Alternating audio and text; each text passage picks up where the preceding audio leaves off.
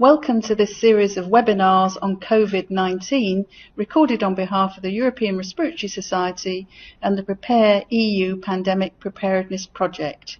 We have a number of excellent speakers from European Centre for Diseases Control, the WHO, and other clinical and research experts who will speak on a variety of topics. We will continue to update the series. We're very grateful to you for contributing questions via the website and social media. We have divided these questions into themes such as virology, global surveillance, infection control, protection of healthcare workers, clinical care and therapies and their outcomes, and vaccine preparation. Our experts will address these as relevant in their presentations or subsequently.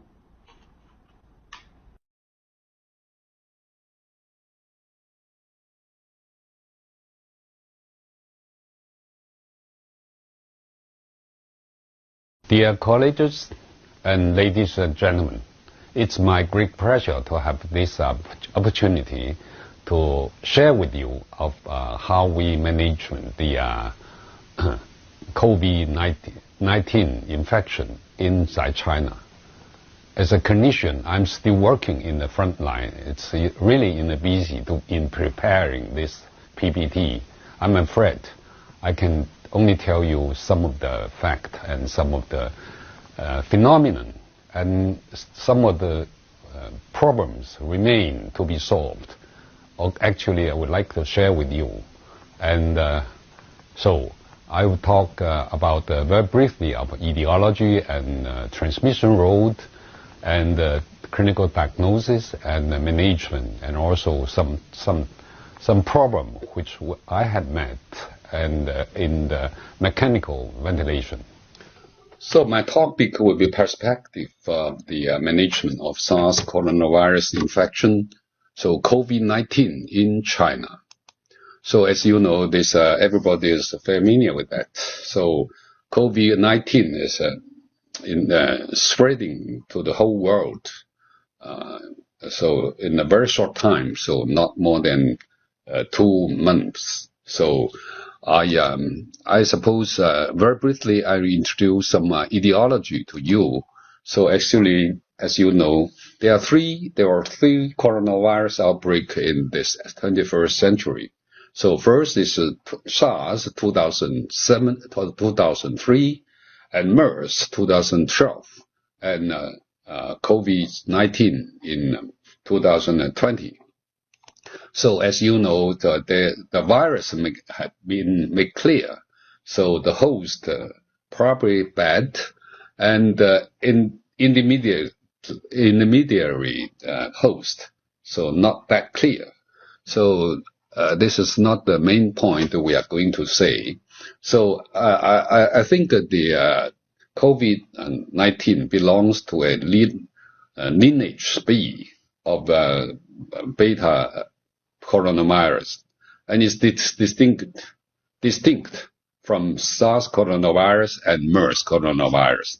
So the COVID-19 shares 96% of homology to a bad coronavirus to the whole genome level, and also shares 27.7 homology to SARS coronavirus, and 33.8% to MERS coronavirus at whole genome level. So this is an outbreak, recent data. Actually, it was found in 26 December last year. So there are 3 cases and a family. It's the first found by Dr. Zhong in the Wuhan in the integrate Chinese and traditional Chinese medicine and Western medicine hospital. And since then, the outbreaks come in. So it going to the peak in the beginning of February. So this is the whole picture. So I very briefly just say, and then the second point will be about the transmission of the transmission features, and the transmission road. As you know, so there's definitely person-to-person transmission. That's one of the few studies showing the first case developed symptoms in January 10th. That's the family is seven members of the Australian Chinese. 6 of them been in Wuhan, and some of them have been, had contact Wuhan, and then some of the people, and then get infected and make a diagnosis when they back to Shenzhen.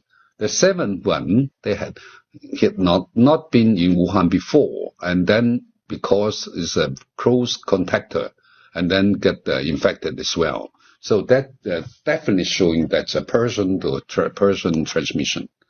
And of course, the transmission, so direct contact transmission, everybody familiar with that here. So the point is droplet transmission is the most common rule. And whether they have some stool, feces transmission or not. So we, from our data, and have been shown some of the patients actually have separate and isolate the virus from the feces, as well as from the rectal swab samples here. And you can see respiratory route, and that's definitely one main transmission route, and feces and urine.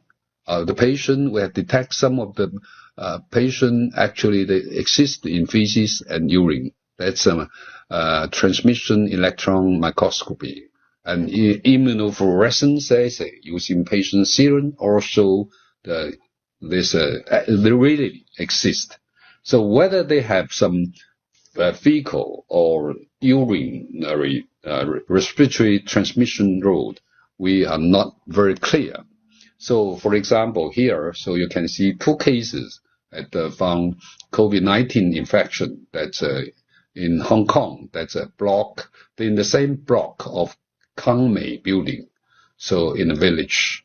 So in the different floor. So one developed COVID infection. So on 30th January, another one 10th February.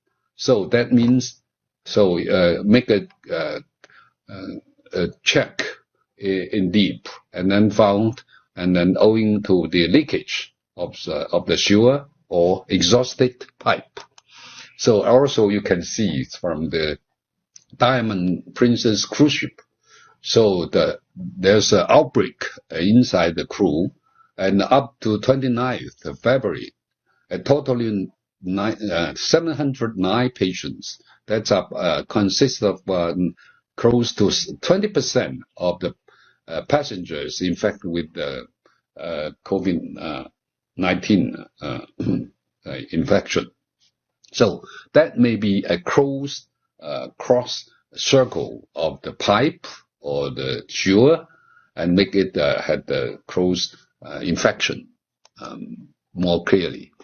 So another point is whether the patient with asymptomatic, or we call that the virus carrier, will have some infection, will transmit to human being.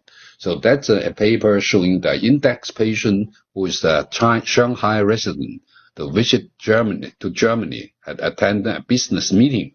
And some of his partner also attended as well.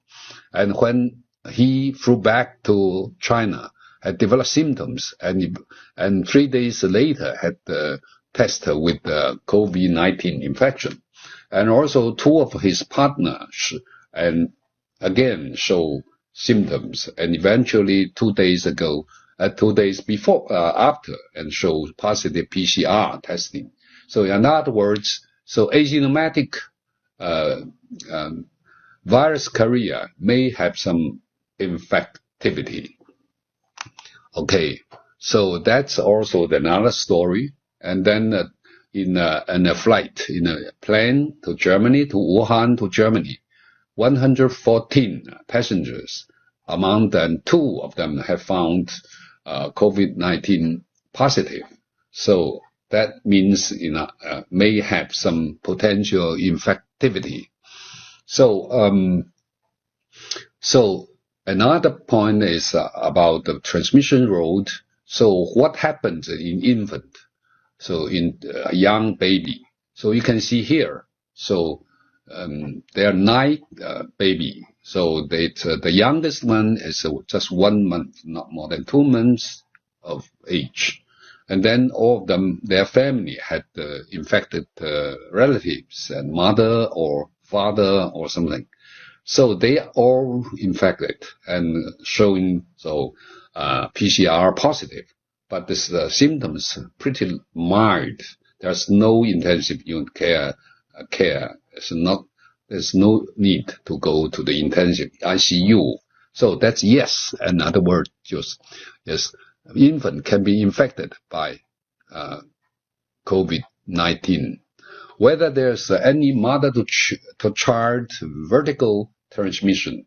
So you can see here, we collect 9 patients. The mother had actually infected with COVID-19.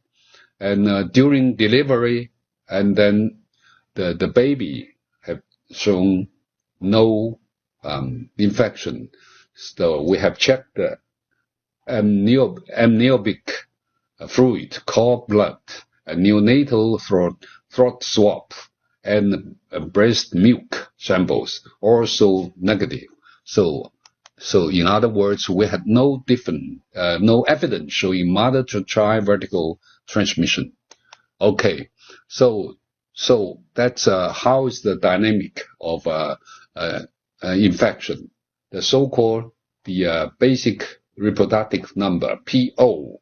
So you can see here. So in seasonal flu, that's 1.5. MERS less than 1, and SARS 70 years ago, that's 2 to 3. It's quite contagious.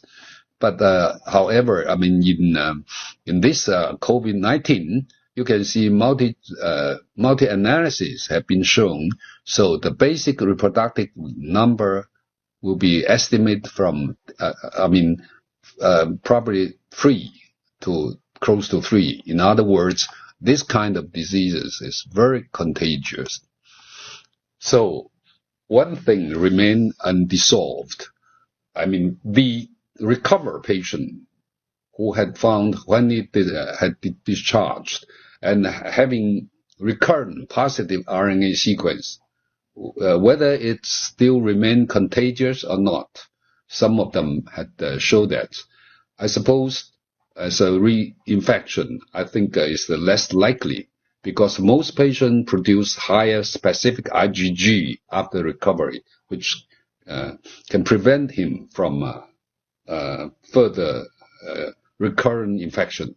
Whether the patient is contagious, so we actually unclear. So we have to isolation and recheck after discharge from hospital is needed. Okay, the diagnosis. As you know, diagnosis is very important.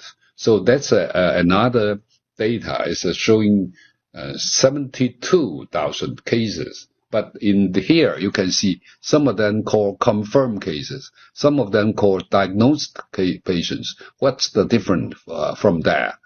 And we have to make it to think about the difference of that. So we had the diagnosis is in suspected person is very important. So we have to do a double check. One is a real-time PCR and also a port for IgM. So you can see real-time PCR, multi-real-time PCR is clinical diagnostic criteria. So I'm not going to talk too much about these. And then recently we developed a quick IgM test paper for COVID-19 infection. So by lateral flow immunochromatographic assay. So I'm not going to talk too much procedure about that. So you can see here this non-infection patient and this infected patient. So you can see here. So IgM assay, you can show a line here. And then this is IgG, this IgM, IgG. So we can make a double check and both in RNA and IgM, because IgM actually appeared after, so 7 days after infection, and more, probably 3 or 4 days after the onset of symptoms. So that may be additional diagnosis for the disease. And of course, a very important point is differential diagnosis from influenza. So we developed a method to the so-called chip-based isothermal amplification analyzer. Here is as a special method. So just showing with the buffer and recting well, and then main channel and sample loading port here. So this is, so we can differentiate simultaneously some of the pathogens of that. So this is why we can differentiate coronavirus and influenza A and B and even others, which have been available in China at the moment. So this is the result. You can see positive. This is positive control, and the spike protein, this nuclear capsid protein. So it shows clearly the sign of COVID-19. And here is influenza A and influenza B.